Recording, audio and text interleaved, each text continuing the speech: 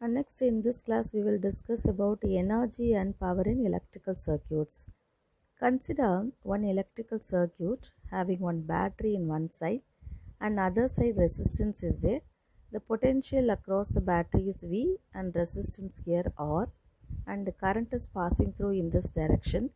Consider there are 2 points near the battery A and B, and resistance side there are 2 points, that is C and D. Now the charge dq flows from A to B when we have to connect the battery.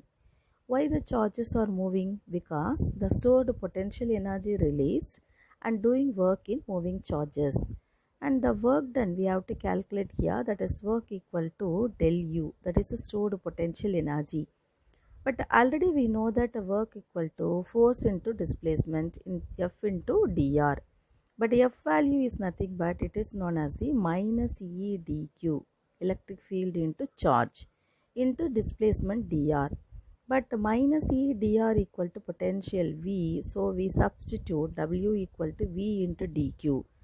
But W equal to del U, therefore del U equal to V into dq. So when charge is moving, it's gaining energy, that is del U equal to V dq. At the same time, the chemical energy in battery is decreased by the same amount. Then the charge dq, when moving from C to D, energy is lost in the resistance due to collision.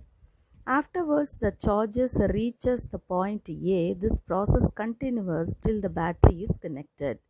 And next we will discuss about how much of energy lost in resistance. Here we can understand that what is meant by electric power. The definition of electric power is the rate at which the electric potential energy is delivered. So P equal to del U by dt. Del U is V dq by dt. We grouped together dq by dt. That is equal to I. Therefore P equal to VI. The SI unit of power is watt, W-A-T-T. 1 watt equal to 1 joule per second. And when we used Ohm's law, that is V equal to IR, we substitute this value in formula P equal to VI. So that V equal to IR, already one I is there, totally P value equal to I square into R. In case of the voltage representation P equal to VI, therefore P equal to V into V by R, therefore P equal to V square by R. So in this first case, P equal to I square R, in terms of current we have to represent. In the second formula, in terms of voltage we have to represent. In the first formula, P equal to I square R, when I value is doubled, this P value is 4 times increased. At the same time, in the second formula, P equal to V square by R, here the V value is doubled, the P value is 4 times increased. Then total energy we have to calculate for any device, P equal to del U by dt.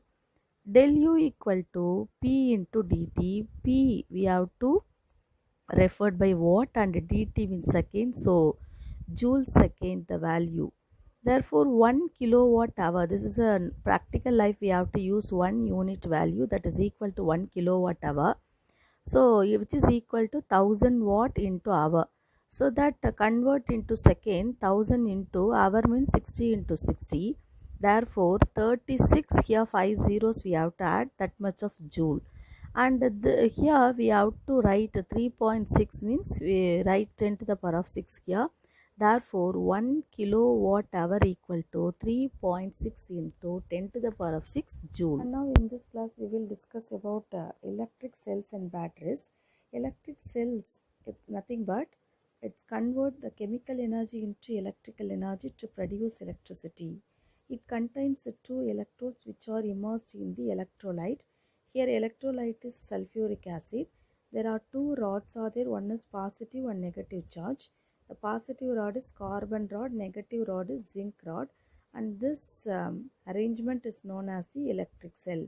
And this electric cell which is connected in a circuit, the electrons move from negative charge to positive charge. In this chemical reaction, there is a potential difference in battery. Therefore, the electrons got energy from the chemical reaction. This is a single cell. The single cell, which is that is so large number of cells which are connected, means that is known as a battery. Suppose if you take a 9-volt battery, means each battery having some potential differences 1.5 volt. So 6 batteries we have to connect, means that is equivalent to 9-volt battery. Our next topic is electromotive force and internal resistance. Electromotive force, we have to write a smaller letter EMF. Actually, it is a source in cell or battery. It is not a force, it is a potential difference in volt. So, EMF is nothing but it is a voltage. And when we connect this in circuit, the electrons move from negative to positive. Therefore, the EMF determines the amount of work done by cell or battery in moving charges in the circuit. The EMF we referred as the letter E like that, and we pronounce this is known as Xi. In ideal battery, inside EMF is equal to terminal voltage.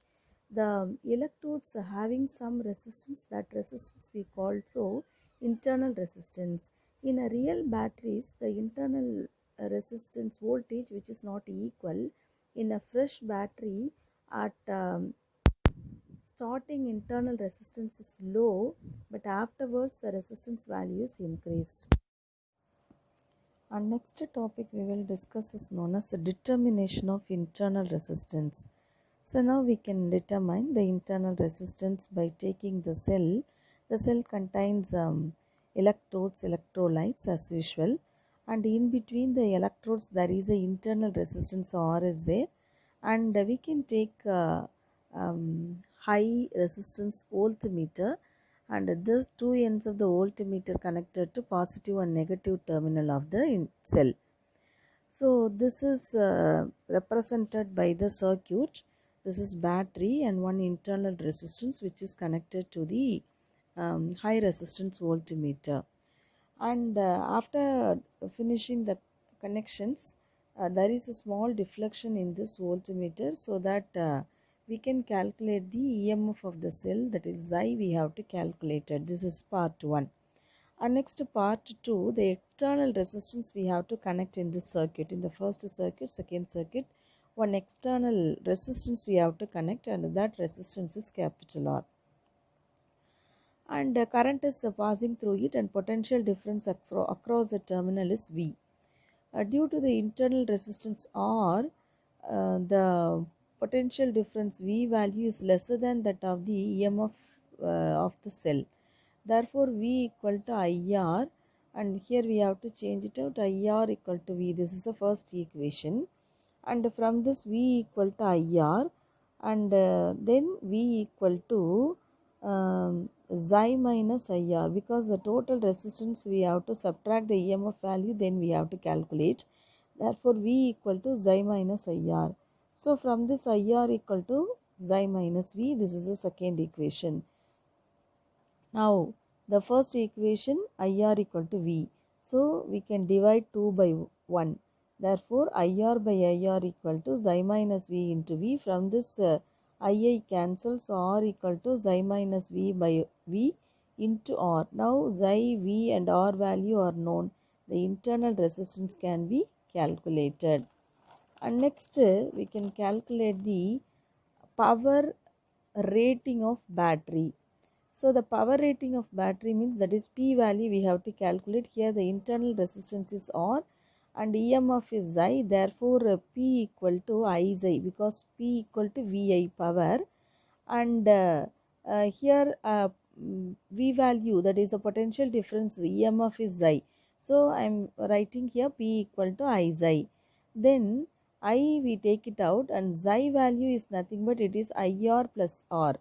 IR plus V. Therefore, IR equal to Xi minus V. The Xi is equal to IR plus V. So, this IR plus V I am substitute here. Then the outer content I value we can multiply I square R plus VI, and V value is IR. Substitute the V value. So, finally we can calculate the power equal to I square small r plus I square capital R. Here power delivered both internal and external resistance. Suppose if it is a good battery, the internal resistance value is lesser than that of the external resistance value. Therefore, power delivered to the external resistance.